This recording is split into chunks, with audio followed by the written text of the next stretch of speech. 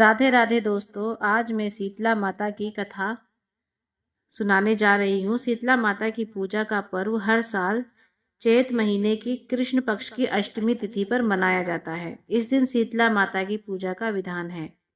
शीतला माता को आरोग्य की देवी माना जाता है। इनको ठंडा पानी, शीतल भोजन अत्यंत प्रिय है।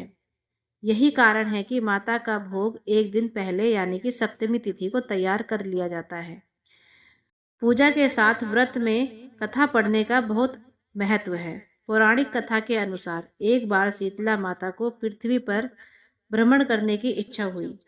उन्होंने विचार किया कि इस धरती में उनकी पूजा कौन कौन करता है, कौन उन्हें मानता है। शीतला माता बुढ़िया का रूप धारण कर धरती पर एक गांव में पहुंची और देखा कि आसपास उनका कोई मंदिर नहीं है और ना ही कोई उनकी पूजा करता है। शीतला माता गांव की गलियों में घूम रही थी कि तभी एक मकान के ऊपर से किसी ने चावल का उबला हुआ पानी नीचे फेंका। उबलता पानी शीतला माता के ऊपर गिर गया, जिससे शीतला माता के शरीर में फफोले पड़ गए। शीतला माता के पूरे शरीर में जलन होने लगी। शीतला माता चिल्लाने लगी, अरे मैं जल गई, मेरा शरीर तप रहा है, जल रहा है, कोई मेरी मदद करो। लेकिन उस गांव में किसी ने उनकी मदद नहीं की।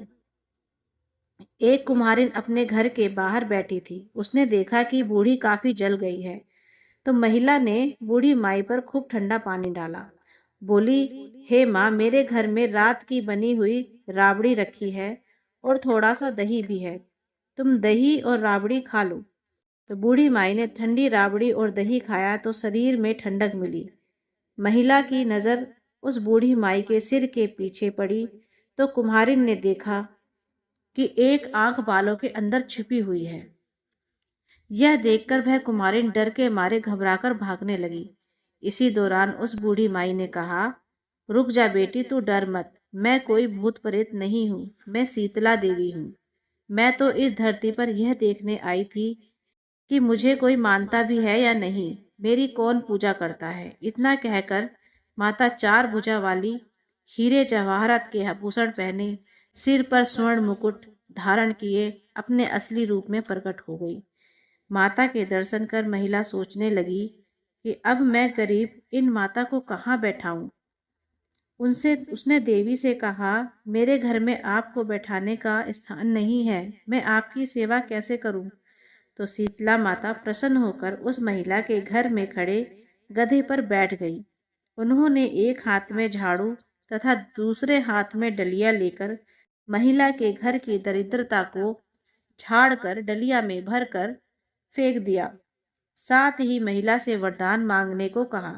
तो महिला ने हाथ जोड़कर कहा, माता, मेरी इच्छा यह है कि आप अब इसी गांव में स्थापित होकर रहो और होली के बाद की अष्टमी को जो भी शक्ति भक्ति भाव से पूजा कर आपको ठंडा जल, दही व बासी ठंडा भोजन चढ़ाए, उसके घर की दरिद्रता को दूर करो। शीतला माता ने महिला को सभी वरदान दिए और आशीर्वाद दिया और उसी दिन से राजस्थान के डूंगरी गांव में शीतला माता स्थापित हो गई और उस गांव का नाम हो गया सील की डूंगरी। शीतला माता अपने नाम की तरह ही शीतल है। वो अपने भक्तों पर खूब कृपा करती हैं। जय हो शीतला माता की।